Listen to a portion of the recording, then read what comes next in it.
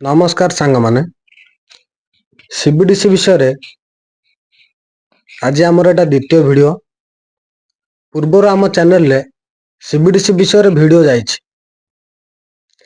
तथापि लोक माने मते प्रश्न करछन्ति जे सुभद्रा योजनार किस्ती पाया पई कोन सीबीडीसी करबा निहाती दरकार।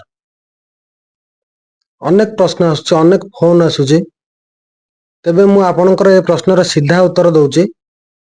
सुभद्रा योजनार किस्ती पाइबा पई सीबीडीसी करबा निहाती आवश्यकता नाही।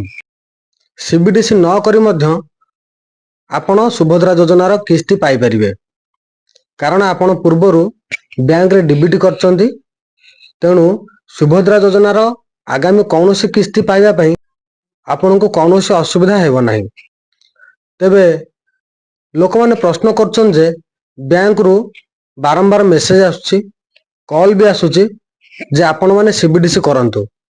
आउ हमर उपमुख्यमंत्री प्रभाती परिडा मध्य टीवी रे कहउचंदी जे आपण माने सुभद्रार किस्ती पाइबा पई सीबीडीसी निहाती करंतु। तेबे मु आपनको सीधा कहि रखुछि, सीबीडीसी सुभद्रार किस्ती पाइबा पई संपूर्ण ऑप्शनल। आपण चाहिले सीबीडीसी करि परिबे किंबा सीबीडीसी न करी मध्य सुभद्रार समस्त आगामी किस्ती पाई परिबे। तबे सीबीडीसी करिया पई सरकार लोक मानकु एथि पई प्रेशर करूची जे समस्ते डिजिटल पेमेंट रे आगु जांतु बा डिजिटल पेमेंट आगामी भविष्य रे करंतु। सेथि पई सरकार आ बैंक लोक मानकु सीबीडीसी करिया पई बाध्य करूची। किंतु सुभद्रार कोनोसी किस्ती पाइबा पई आपनको सीबीडीसी करबा बाध्यतामूलक नुहे, यह संपूर्ण ऑप्शनल। जदि आपनकर बड़ मोबाइल एंड्रॉइड मोबाइल अछि तेबे आपण सीबीडीसी खोलंतु। जदि आपण डिजिटल पेमेंट करबा शिखिचंदी ताहाले आपण सीबीडीसी खोलंतु। जदि आपण डिजिटल पेमेंट शिखि नाहंती तेबे सीबीडीसी खोलिबार कोनोसी आवश्यकता नाही। सीबीडीसी न करी मध्य आपण सुभद्रार समस्त किस्ती पाई परिबे। या भितर लोक मानक मन रे प्रश्न आसुची, जदि हम सीबीडीसी न करिवु ताहाले हमर आगामी सुभद्रा किस्ती बंद हे जिवो। जो माने सीबीडीसी करिवे से माने सुभद्रार आगामी किस्ती पाइबे। आ आमे जदि सीबीडीसी न करिवु तेबे हमको आगामी सुभद्रार किस्ती दिया जिवो नाही। यह संपूर्ण भूल धारणा।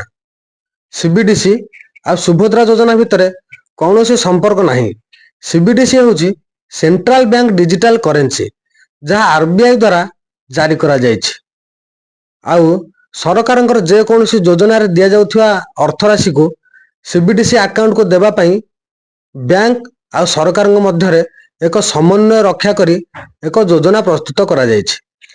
किंतु आपण सीबीडीसी न करी मध्य सरकारंकर जे कौनसी योजनार किस्ती टंका आपण सीधा सळक आपनको बैंक अकाउंट रे पाई परिबे, कारण आपण आगुरु डीबीटी बा डायरेक्ट बेनिफिट ट्रांसफर ऑन रखिचंती। आ बैंक रे एनपीसीआई मध्य करिसंती। तेणु सीबीडीसी आपनको बाध्यतामूलक नुहे। जदि आपण डिजिटल पेमेंट करि पारुछंती, जदि आपण डिजिटल पेमेंट रे आग्रही अछंती ताहाले आपण सीबीडीसी खोलंतु। सीबीडीसी होची स्वतंत्र बैंक गुडीकर डिजिटल वॉलेट। जेमते आपण फोन पे पेटीएम रे डिजिटल ट्रांजैक्शन करूछंती, सेमते सीबीडीसी मध्य एक बैंक द्वारा जारी करा जायथिबा डिजिटल रूपी बा डिजिटल वॉलेट। आपणक टंका से वॉलेट रे रहिबो। आपण जेतेबेले चाहिबे सेतेबेले फोन पे आ पेटीएम परी ताको व्यवहार करि परिबे। किंतु जो मानकर छोट मोबाइल से माने फोन पे आ डिजिटल पेमेंट करि परिबे नाही। सेथि पई तांकर सीबीडीसी खोलिबार कोनोसी आवश्यकता नाही।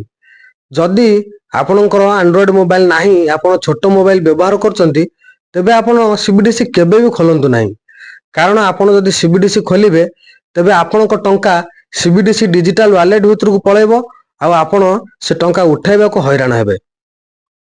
आपण ऑनलाइन पेमेंट शिखि नथिबे, तेणु कर से टंका उठाइबा पई आपनको बैंक जिवा पड़िबो आउ ता पई विभिन्न काम करबा को पड़िबो। जदि आपणकर एंड्रॉइड मोबाइल अछि आउ आपण डिजिटल पेमेंट जानिचंती तेबे सीबीडीसी अकाउंट खोलंतु। आउ जदि आपणकर एंड्रॉइड मोबाइल नाही बा आपण इच्छुक नहते सीबीडीसी खोलिया पई तेबे आपण सीबीडीसी खोलंतु नाही। सुभद्रा योजनार किस्ती टंका पाया पई सीबीडीसी बाध्यतामूलक नुहे। मु पुन थरे कहि रखुची, ସୁଭଦ୍ରା ଯୋଜନାର ଆଗାମୀ କୌଣସି କିସ୍ତି ପାଇବା ପାଇଁ ସିବିଡିସି ଖୋଲିବା ବାଧ୍ୟତାମୂଳକ ନୁହେଁ। ସିବିଡିସି ସମ୍ପୂର୍ଣ୍ଣ ଅପସନାଲ। ଆପଣ ଇଚ୍ଛା ହେଲେ ଖୋଲନ୍ତୁ, ଇଚ୍ଛା ନହେଲେ ନ ଖୋଲନ୍ତୁ, କିନ୍ତୁ ଆପଣଙ୍କୁ ଆପଣଙ୍କ ସୁଭଦ୍ରା ଯୋଜନାର କିସ୍ତି ପାଇବାରେ କୌଣସି ଅସୁବିଧା ହେବ ନାହିଁ।